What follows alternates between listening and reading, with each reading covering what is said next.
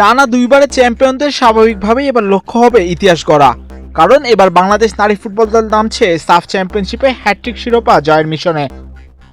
আগামী 25শে মে ভারতের গোয়ায় শুরু হতে যাওয়া অষ্টম সাফ নারী চ্যাম্পিয়নশিপের বি গ্রুপে জায়গা হয়েছে বাংলাদেশের। এই গ্রুপে লাল সবুজের সঙ্গী স্বাগতিক ভারত এবং মালদ্বীপ, বরাবরের মতোই দুটোই শক্তিশালী প্রতিপক্ষ।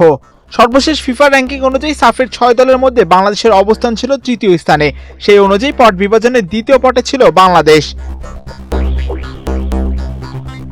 পদ্মা সেতু, মেট্রো রেল এবং এলিভেটেড এক্সপ্রেসওয়ে নির্মাণের গর্বিত অংশীদার বসুন্ধরা সিমেন্ট। আর এবারও সাফের এই টুর্নামেন্টে অংশ নিচ্ছে মোট 6টি দল, যারা দুটি গ্রুপে ভাগ হয়ে খেলবে। গ্রুপ পর্বের প্রতিটি দল খেলবে 2টি করে ম্যাচ, আর সেখান থেকে শীর্ষ 2 দল উঠে যাবে সেমিফাইনালে। অন্যদিকে এই গ্রুপে রয়েছে নেপাল, শ্রীলঙ্কা ও ভুটান। শক্তির বিচারে নেপাল এই গ্রুপে এগিয়ে আছে, তাই বাংলাদেশ যদি নিজেদের গ্রুপে শীর্ষে থাকতে পারে তাহলে সেমিফাইনালে নেপালের মুখোমুখি হওয়ার কঠিন চ্যালেঞ্জ এড়ানো সম্ভব হবে।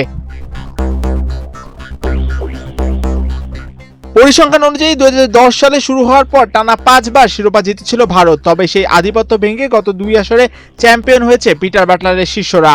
এবার সামনে আছে আরো সুযোগ টানা তৃতীয়বার ট্রফি জিতে নতুন ইতিহাস গড়ার।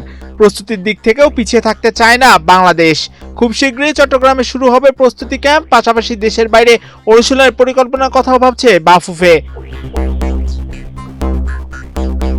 সব মিলিয়ে স্বাগতিক ভারতের মঞ্চে এবার শুধু একটা টুর্নামেন্ট নয়, এটা বাংলাদেশের জন্য নতুন ইতিহাস গড়ার পরিকল্পনাও। এখন দেখার বিষয় 2022 ও 2024-এর পর ঋতুপর্ণা চাকমা বা মিলি আক্তাররা কি পারবে হ্যাট্রিক শিরোপা জিতে নতুন অধ্যায় লিখতে।